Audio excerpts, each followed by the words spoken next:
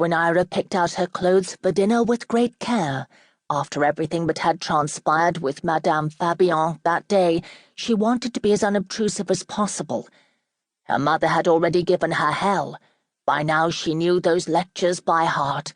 She would never find a husband if she kept behaving so wildly and spent more time in the stables and on horseback than in her lessons. It was no secret that Gwyneira's French left something to be desired. That was true of her housewifery skills as well. Gwyneira's handwork never resulted in anything that you would want to decorate your home with. In fact, before each church bazaar, the pastor pushed her projects quietly aside instead of putting them up for sale.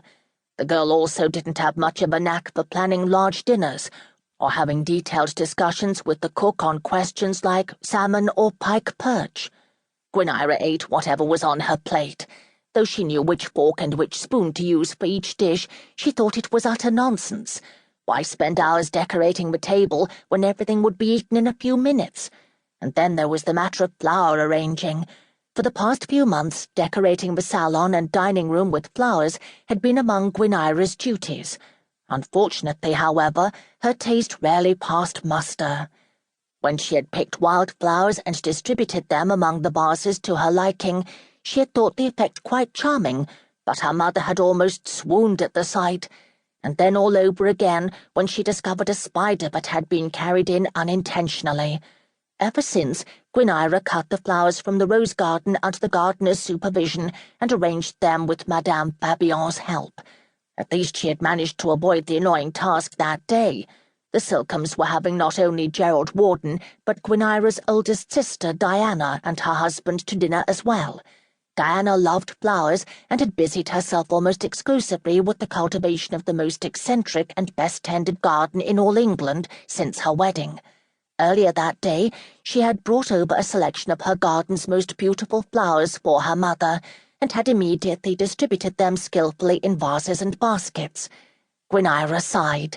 She would never be able to do that so well. Should men really be looking for those skills when choosing a wife, she would surely die an old spinster. Gwyneira sensed, however, that both her father and Diana's husband, Geoffrey, were completely indifferent toward the floral decorations. No man, aside from the less than enthusiastic pastor, had even bothered to look at her stitching. So why couldn't she impress the young men with her real talents?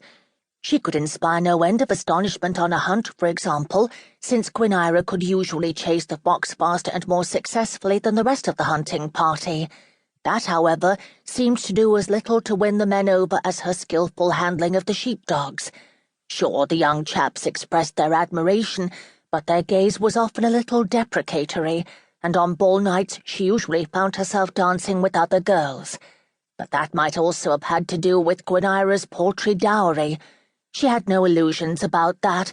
As the last of 3 daughters, she knew that she couldn't expect much. In addition, her brother was still leeching off her father.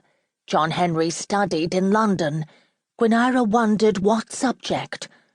For as long as he lived at Silkham Manor, he didn't get any more out of the sciences than his little sister, and the bills he sent back from London were far too high to have only been for the purchase of books. Her father always paid without question, only occasionally mumbling something about sowing wild oats, but Gwyneira was well aware that the money was coming out of her dowry. Despite all this, she did not worry much about her future. For the present, things were going well, and at some point her imperturbable mother would scare up a husband for her too. Already her parents' invitations to dine consisted almost solely of married friends who just happened to have marriageable sons. Sometimes they brought the young men with them, but more often the parents would come alone, and even more often the mothers would come to tea alone. Gwyneira hated that ritual in particular, because then all of the talents that girls supposedly needed to maintain a noble household's preeminence came under scrutiny. It was expected that Gwyneira would serve the tea artfully, though she had once unfortunately scolded Lady Bronsworth, and she had been shocked during this difficult transaction to hear her mother announce that Gwyneira had made the tea biscuits herself, a big fat lie. After tea, they reached for their embroidery timbres. Lady Silkham often snuck Gwyneira her own, on which a work of art in petit point was almost finished.